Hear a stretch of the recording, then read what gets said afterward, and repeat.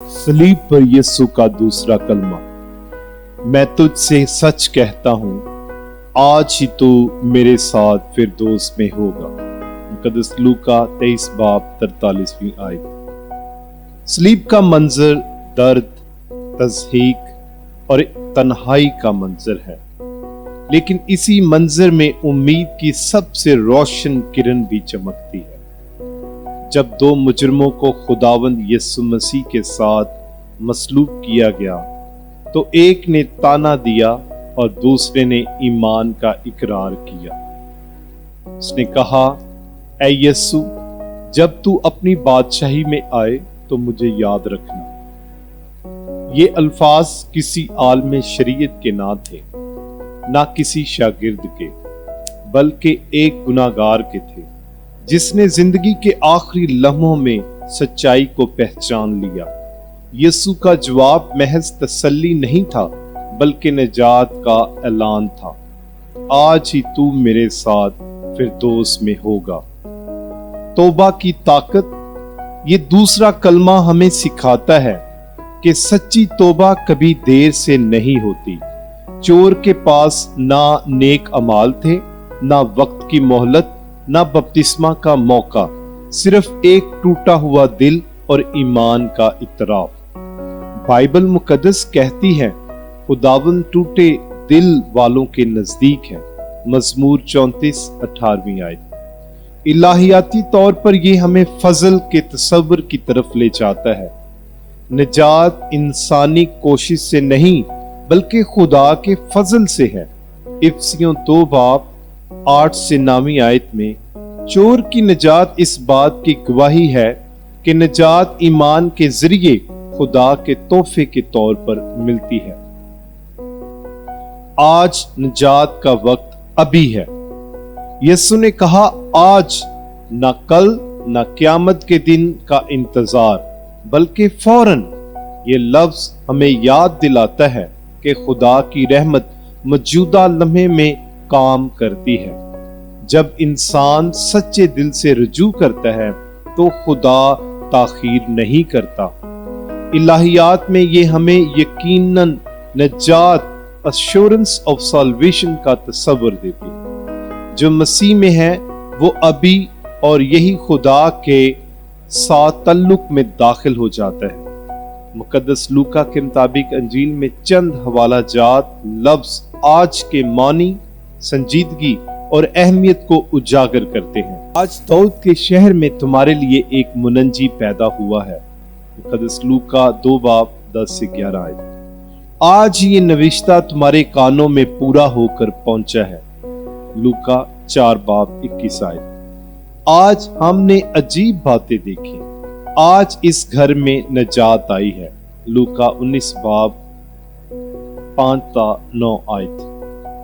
फिरदौस, रफाकत की बहाली। यीशु ने फरमाया, तू मेरे साथ फिरदौस में होगा। निजात सिर्फ किसी मकाम का नाम नहीं, बल्कि यीशु के साथ होना है। गुनाह ने इंसान को खुदा से जुदा किया था, तकवीन 3 बाब, लेकिन सलीब ने रफाकत बहाल कर दी है। डाकू ने सलीब पर अपने गुनाहों से तौबा की।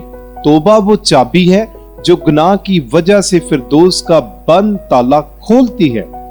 तौबा खुदा के कहर और गजब को धीमा करती है।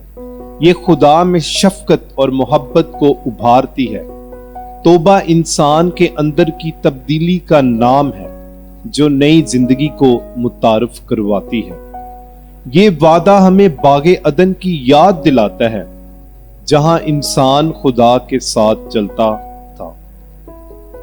अब मसीह के वसीला से वो खोई हुई रफाकत बहाल हो रही है। सलीब अदालत और रहमत का मिलाप। अजीज नाजरीन, सलीब पर हम खुदा की अदालत भी देखते हैं और उसकी रहमत भी। चोर अपनी सजा पा रहा था, ये इंसाफ था, लेकिन इसी सजा के दरमियान उसे फजल मिला, ये रहमत थी। इलाहियाती तौर पर सलीब वो मकाम है जहां खुदा की रास्तबाजी और मोहब्बत एक साथ जाहिर हुई। यीशु गुनाह से नफरत करता, मगर गुनाहगार से मोहब्बत करता है और ऐसा ही करने की तलकीन और तालीम देता है। इंसान गुनाह की वजह से पहले फिरदौस से बाहर निकाला गया, अब इंसान तौबा की बदौलत फिरदौस में दाखिल होता है। तौबा करना गोया अलूहियत में शरीक होना और खुदा के फजल की रफाकत में कायम होना है। खुदा की निजात का मंसूबा यही है कि इंसान तौबा करके फिरदौस में दाखिल हो। रोज़ों के इन मुकद्दस अयाम में शख्सी तौर पर हमें सोचने की जरूरत है कि क्या मैं अपने गुनाहों को तस्लीम करने की आजिज़ी रखता हूँ? क्या मैं यीशु से कहता हूँ मुझे याद रखना? क्या मैं खुदा के फजल पर भरोसा करता हूँ या अपने अमाल पर? सलीब पर लटका हुआ डाकू हमारे लिए नमूना है कि हम तौबा करें और अपने लिए सलीब पर लटकते हुए यीशु मसीह के ये अल्फाज याद रखें, मैं तुझसे सच कहता हूं कि तू आज ही मेरे साथ फिरदौस में होगा। दूसरा कलमा हमें दावत देता है कि हम अपने दिलों को खोलें और ईमान के साथ मसीह की तरफ रुजू करें। आए नाज़रीन, मैं आपके लिए दुआ करता हूं।